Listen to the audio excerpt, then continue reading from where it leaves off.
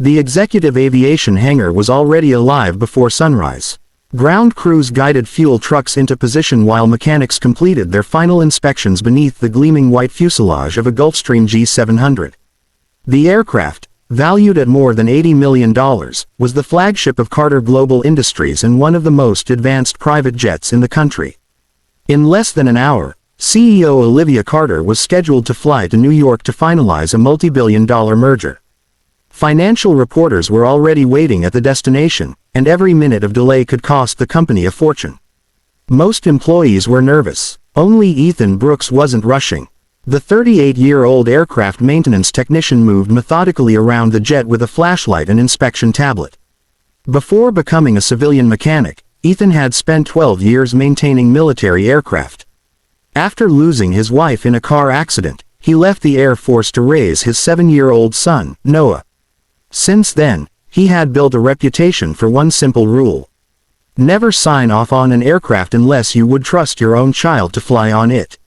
As he examined the landing gear, something immediately caught his attention. One of the hydraulic access panels wasn't perfectly aligned. It was only a few millimeters uneven, something most people would never notice. Ethan crouched beside it and slowly removed the panel. His expression changed. The hydraulic pressure valve installed inside carried an unfamiliar manufacturer's logo. He frowned. That's strange. He checked the aircraft's digital maintenance records.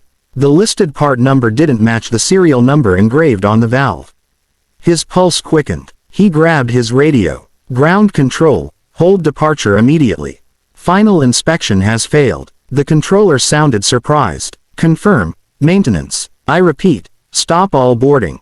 Within seconds, the boarding stairs were pulled away from the aircraft. Passengers looked out the windows in confusion. Pilots remained in the cockpit awaiting instructions. Several mechanics hurried toward Ethan. What happened? One asked. I'm not sure yet, Ethan replied. But this aircraft isn't flying until I know. At that moment, a sleek black limousine stopped outside the hangar. Olivia Carter stepped out, wearing a tailored charcoal suit and carrying a leather briefcase. Confident and composed, she walked quickly toward the aircraft with operations manager Richard Collins at her side. Richard leaned toward her. We've had a minor maintenance delay. Olivia looked at her watch. My meeting starts in 3 hours.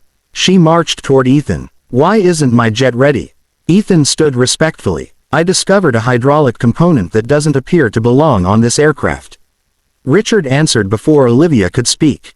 That's impossible. Every replacement part came directly from our approved supplier. Ethan calmly held up the valve. The serial number doesn't match our records. Richard laughed. You're overreacting. Olivia folded her arms. Mr. Brooks, my operations manager has supervised aircraft maintenance for 15 years. Ethan nodded politely. I understand. She looked directly at him. Then trust his judgment. Ethan remained calm. With respect, ma'am, I trust evidence. Richard rolled his eyes. We're wasting valuable time. Olivia's patience snapped. She pointed toward the motionless aircraft. Because of this delay, I've lost my departure slot. Her voice echoed through the hangar.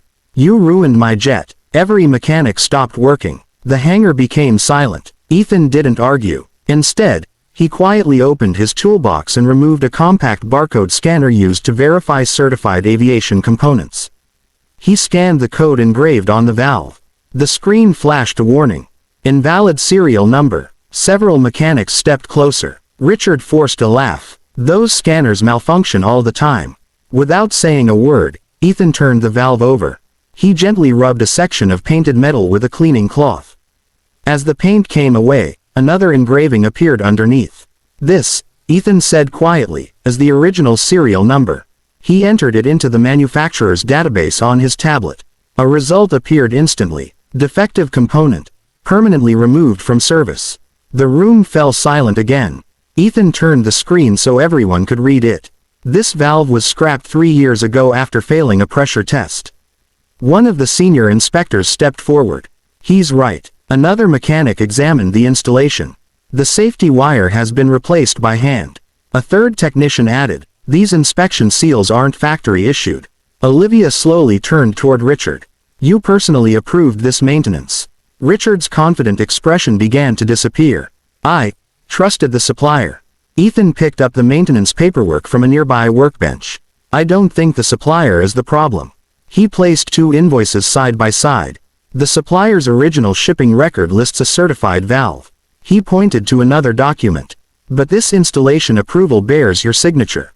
Richard swallowed hard. I can explain. Ethan looked directly at Olivia. Someone removed a genuine certified hydraulic valve and installed a counterfeit part instead. The realization hit everyone at once. If the hydraulic system had failed during takeoff or landing, the consequences could have been catastrophic. Olivia stared at the counterfeit valve lying on the workbench. Only moments earlier she had accused Ethan of ruining her schedule. Now she understood that his refusal to rush an inspection might have saved the lives of everyone aboard, including her own. The powerful CEO slowly faced the single father. Her voice was no longer angry. It was quiet. You didn't delay my flight. Ethan carefully placed the fake part into an evidence bag.